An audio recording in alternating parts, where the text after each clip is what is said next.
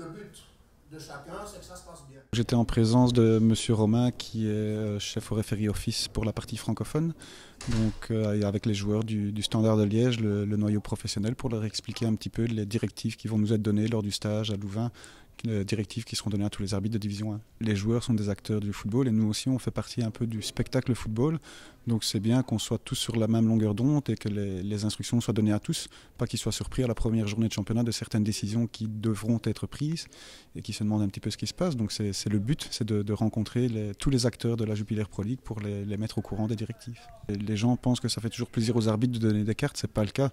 C'est simplement qu'on doit appliquer les règles, donc si on donne ces règles aux joueurs avant, il y a des cartes qui vont être évitées, je pense que tout le monde sera content.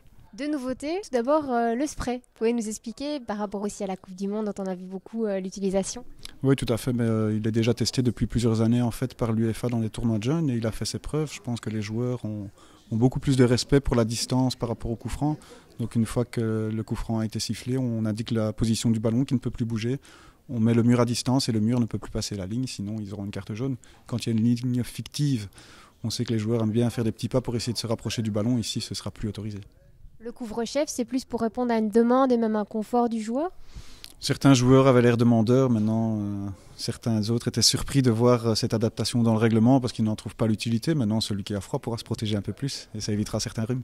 C'est très intéressant d'avoir aussi leur opinion parce que ils ont quand même leur mot à dire dans le monde du foot, même un grand mot à dire. Donc c'était bien d'avoir leur ressenti sur les décisions qu'on prend. Donc c'est vraiment un très bon échange, très instructif. Les arbitres doivent être un exemple, c'est clair, mais les joueurs aussi. Je pense qu'il y a beaucoup d'amateurs de foot qui regardent les joueurs, beaucoup de jeunes joueurs footballeurs qui regardent les joueurs de D1 et qui prennent exemple sur eux, donc c'est bien qu'ils aient un comportement adéquat sur le terrain.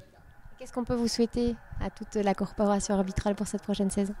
Le moins de problèmes possible, bien entendu, que tout se passe bien, les bonnes décisions soient prises et que l'entente avec les joueurs soit optimale, et avec les entraîneurs aussi d'ailleurs.